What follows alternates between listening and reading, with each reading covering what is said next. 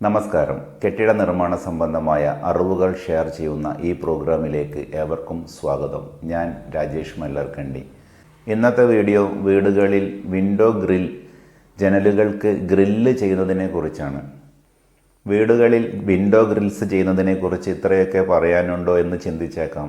എന്നാൽ ചില കാര്യങ്ങൾ, വിൻഡോ ഗ്രിൽസ് ചെയ്യുന്നതിനെക്കുറിച്ച് ചില കാര്യങ്ങൾ കൂടുതൽ ചെയ്താൽ അത് വൃത്തികേടാകും. അതുപോലെ തന്നെ ചില കാര്യങ്ങൾ ശ്രദ്ധിച്ചാൽ കൂടുതൽ നന്നാകും. അതേക്കുറിച്ചൊക്കെയാണ് ഇന്നത്തെ വീഡിയോ.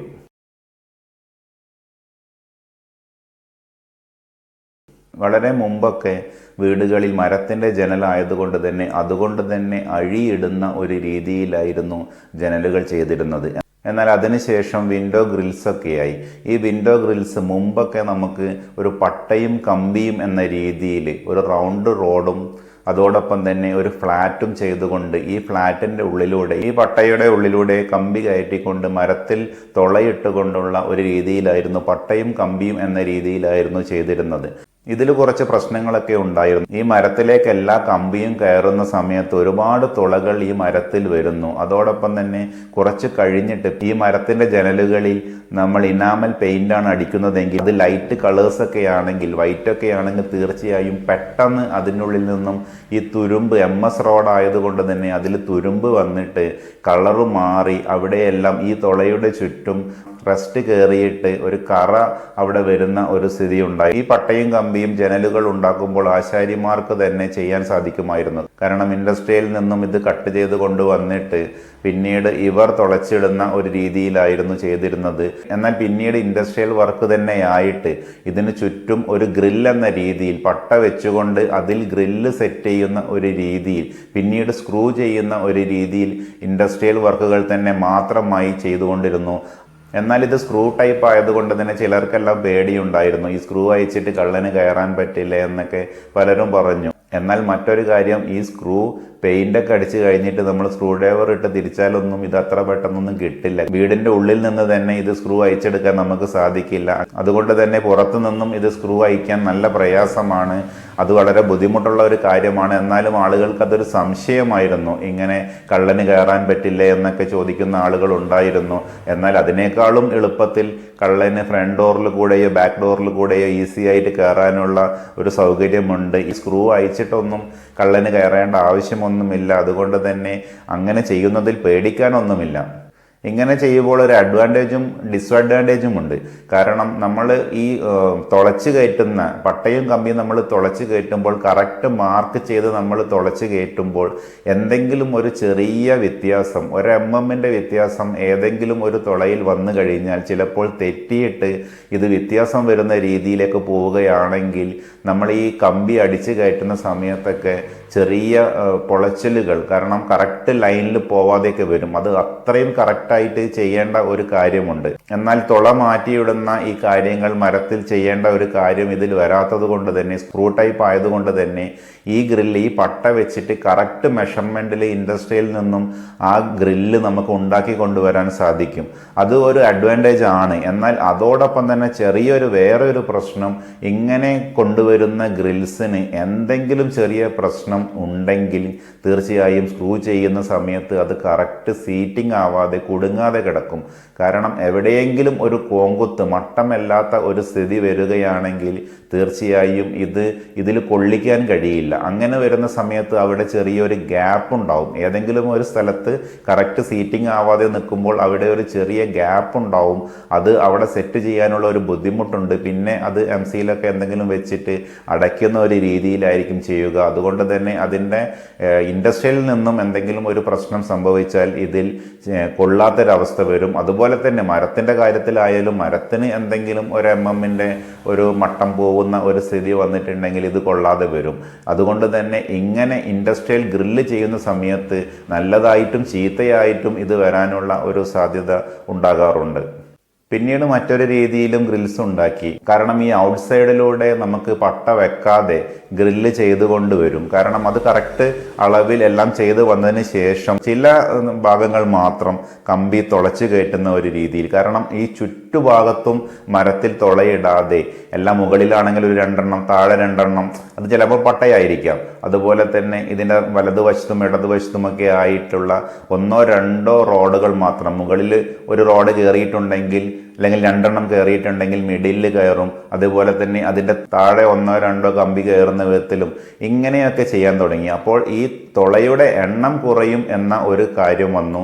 അതുപോലെ തന്നെ ഇത് കറക്റ്റ് കൊടുക്കാൻ പറ്റും. കാരണം ഇങ്ങനെ പട്ട ചുറ്റും ഇല്ലാത്തത് കൊണ്ട് തന്നെ ഇത് വൃത്തിയായിട്ട് കാർപ്പൻറ്റേഴ്സിന് സെറ്റ് ചെയ്യാനുള്ള ഒരു സൗകര്യമുണ്ടായി. ഇതിനും കൂടുതൽ പ്രചാരം ഉണ്ടായിട്ടുണ്ട്. ഇങ്ങനെയുള്ള ഗ്രിൽസുകളും കുറേ ചെയ്യുന്നുണ്ട്. ഏത് വിധത്തിലുള്ള ഗ്രിൽസുകളാണെങ്കിലും, അതല്ലെങ്കിൽ പട്ടയും കമ്പിയോ, ഇനി എന്ത് രീതിയിലാണ് നമ്മൾ ചെയ്യുന്നത് എന്നല്ല, അത് എങ്ങനെ ചെയ്യുന്നു എന്നതുകൂടി പ്രാധാന്യമുണ്ട്. കാരണം ഈ ഗ്രിൽസുകൾ എപ്പോഴും, പല ഗ്രിൽസുകളും നമ്മൾ കണ്ടിട്ടുണ്ടാകും, വളരെ അടുപ്പിച്ചിട്ട് ഒരാൾ കൈയിടാൻ പോലും പറ്റാത്ത രീതിയിൽ ഗ്രില്ല് വേണം എന്ന് പറയുന്ന കുറേ ആളുകളുണ്ട്. ഒരു കിളിക്കൂട് പോലെ ഉണ്ടാക്കി വെക്കുക. കാരണം അത്രയും കമ്പിയും പട്ടയും ഒക്കെ ഇതിലുണ്ടാകും. അതുകൊണ്ട് തന്നെ വളരെ ചെറിയ ചെറിയ കള്ളികളാകുമ്പോൾ ഈ ജനലിൻ്റെ ഉള്ളിലേക്ക് നോക്കുന്ന സമയത്ത് ആ ഒരു സൈഡ് ഒരു ഭംഗി ഉണ്ടാകില്ല. കാരണം മുഴുവനായിട്ടും കമ്പികളാണല്ലോ, ഒരു കൂട് പോലെ കാണുന്ന സമയത്ത് ഇതിന് ഭംഗി ഉണ്ടാകില്ല. അങ്ങനെ ചെയ്യാതെ ഒരു 8-9 സെൻറ്റിമീറ്ററൊക്കെ സ്പേസിങ്, ഹൈറ്റ് വെച്ചുകൊണ്ട് നമുക്ക് വേണമെങ്കിൽ ഗ്രില്ല് ചെയ്യാം. കാരണം ഇതിൻ്റെ ഉള്ളിലൂടെ കൈയിടുന്നു എന്നൊന്നും നോക്കേണ്ട ആവശ്യമില്ല. 8-9 സെൻറ്റിമീറ്ററൊക്കെ ആണെങ്കിൽ ഇത് കുറച്ചുകൂടി ആ ഗ്രില്ല് കാണാൻ ഭംഗിയുണ്ടാകും. അതുതന്നെ ഹൊറിസോണ്ടലായിട്ട് വിലങ്ങനെ നമ്മൾ ചെയ്യുക. കാരണം കൂടുതൽ വെർട്ടിക്കൽ നമുക്ക് ചെയ്യാതിരിക്കുക. കുത്തനെയുള്ള കമ്പികൾ അല്ലെങ്കിൽ പട്ടകൾ കൂടുതൽ വരുന്ന സമയത്ത് ഒരുപാട് എണ്ണം, ഒരു 60 സെൻറ്റിമീറ്ററിൻ്റെയോ 50 സെൻറ്റിമീറ്ററിൻ്റെയോ വീതിയുള്ള ഒരു പൊളിയാണെങ്കിൽ, ഒരു ജനൽ പൊളിയാണെങ്കിൽ അതിൽ ഒരു ഇടതുവശത്തും വലതുവശത്തുമായിട്ട് ഒരു പട്ട, അതല്ലെങ്കിൽ ഒരു റോഡ്, 2 ഭാഗത്തും ഒരു 4 ഇഞ്ചൊക്കെ വിട്ടിട്ട് ഒരു വെർട്ടിക്കൽ മാത്രം ഇടുക. അതായത് 50 സെൻറ്റിമീറ്ററോ 60 സെൻറ്റിമീറ്ററോ വീതിയുള്ള ഒരു വിൻഡോയുടെ 2 കമ്പി മാത്രം വെർട്ടിക്കൽ ഇടുക, 2 സൈഡ്. നടുഭാഗം കുറച്ചുകൂടി വൈഡായിട്ട് തോന്നിക്കുന്ന വിധത്തിൽ. ഇപ്പോൾ 60 സെൻറ്റിമീറ്ററിൻ്റെ ആണെങ്കിൽ 2-10 പോയി കഴിഞ്ഞാൽ ബാക്കി 40 സെൻറ്റിമീറ്റർ ഉണ്ടാകും. ഇങ്ങനെ കാണുന്ന രീതിയിൽ ഹൊറിസോണ്ടലായിട്ട് നമ്മൾ റോഡുകളെല്ലാം ചെയ്യുകയാണെങ്കിൽ വെർട്ടിക്കലായിട്ട് വരുന്ന 2 കമ്പിയും, അതേസമയം നമ്മൾ ഹൊറിസോണ്ടലായിട്ട് ചെയ്യുന്നത് ഒരു 8-9 സെൻറ്റിമീറ്ററൊക്കെ വിട്ടുകൊണ്ട് നമ്മൾ ചെയ്യുകയാണെങ്കിൽ അത് കാണാൻ കുറച്ചുകൂടി ഭംഗിയുണ്ടാകും. കാരണം അതൊരു വിലങ്ങനെ, ഒരു വിടുത്ത് കൂടിക്കൊണ്ട് അങ്ങനെ ചെയ്യുന്ന സമയത്ത് അത് കുറച്ചുകൂടി കാണാൻ ഭംഗിയുണ്ടാകും. അങ്ങനെ ചെയ്യാൻ ശ്രമിക്കുക. അതല്ലാതെ കൂടുതൽ വെർട്ടിക്കൽ അതിൽ ചെയ്യാതിരിക്കുന്നതാണ് ഏറ്റവും നല്ലത്. അതാണ് അതിന് കൂടുതൽ ഭംഗിയുണ്ടാക്കുക. ചില ആളുകൾ ഇങ്ങനെയുള്ള ഗ്രിൽസുകളൊക്കെ ഇൻക്ലൈൻഡ് ആയിട്ട് ചെയ്യും.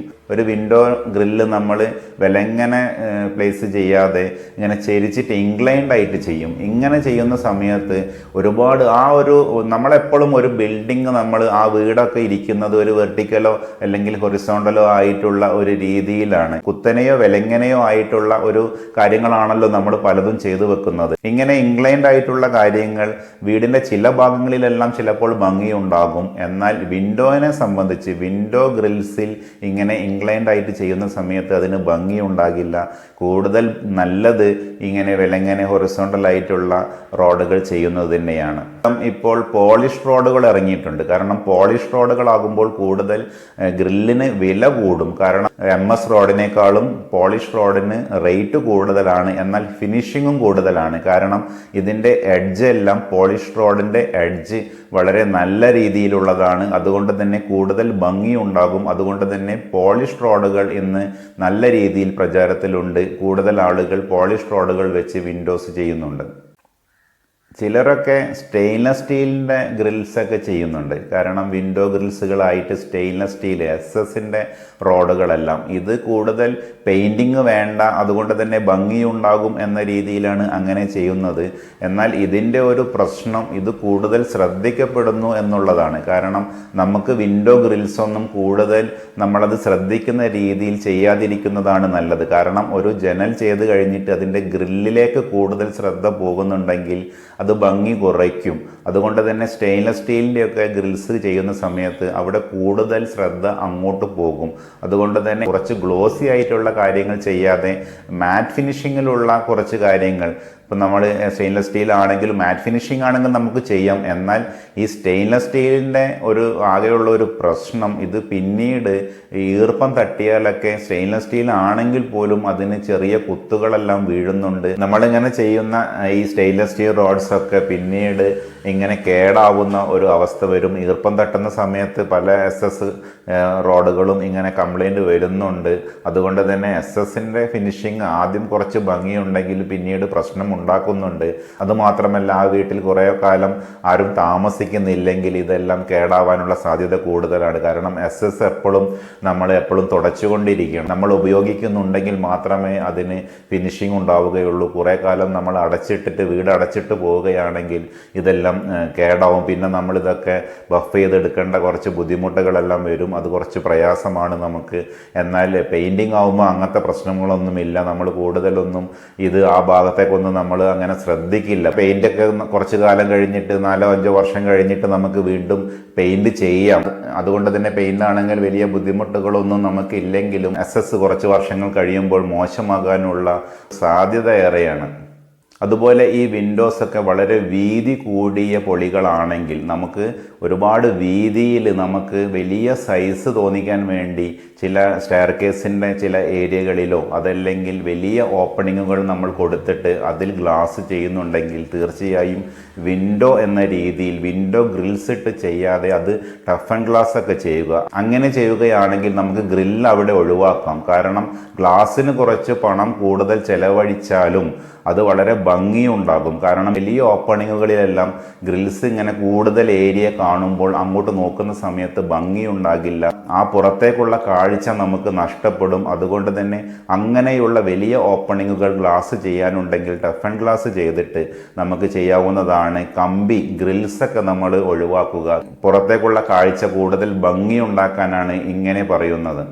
അതുപോലെ ചില ആളുകൾക്കെല്ലാം സംശയമുണ്ട്, നമ്മൾ വലിയ ഓപ്പണിങ്ങുകൾ നമുക്ക് ഡോർസും വിൻഡോസും ഒക്കെ ഉണ്ടാകും. അതല്ലെങ്കിൽ ഡോറിനോട് കൂടി വിൻഡോ ഉണ്ടാകും. അതല്ലെങ്കിൽ ഫോൾഡിംഗ് ആയിട്ടുള്ള കുറേ വിൻഡോസ്, അത് ഫോൾഡ് ചെയ്ത് കഴിഞ്ഞാൽ മൊത്തം ആ ഏരിയ തുറന്നിരിക്കുന്ന, മിക്കവാറും ഡൈനിങ് ഏരിയയിലോ ലിവിങ് ഏരിയയിലോ ഒക്കെ അങ്ങനെ ഒരു കോർട്ട്യാർഡിലേക്കൊക്കെ ഉള്ള ഇങ്ങനെയുള്ള സ്ഥലങ്ങളിൽ പലർക്കും ഒരു സംശയമുണ്ട്. ഈ ഗ്ലാസ് മുകളിൽ ഭാഗം ഗ്ലാസും താഴെ പലകയുമാണെങ്കിൽ ഈ വിൻഡോസിന് ആളുകൾക്ക് പൊട്ടിച്ച് കയറാൻ പറ്റില്ലേ എന്നൊക്കെ. അങ്ങനെയല്ല, അവിടെയും നമുക്ക് ഗ്രില്ല് ചെയ്യാം. കാരണം ആ പൊളിയുടെ ആ മുകളിലുള്ള ഗ്ലാസിൻ്റെ ഷട്ടർ ആണെങ്കിലും അതിനുള്ള ഫ്രെയിമിൻ്റെ പിറകിലായിട്ട് നമുക്ക് പോളിഷ് റോഡുകൾ കുറച്ച് സൈസ് കുറച്ചിട്ടുള്ള ഈ 10mm ആണ് നമ്മൾ ചെയ്യുന്നതെങ്കിൽ അതിനേക്കാളും കുറഞ്ഞ സൈസിലുള്ള പോളിഷ് റോഡുകളെല്ലാം വെച്ചിട്ട് ആ ഒരു ചെറിയ സ്പേസിൽ നമുക്ക് വേണമെങ്കിൽ ഗ്രില്ല് ചെയ്യാൻ പറ്റും.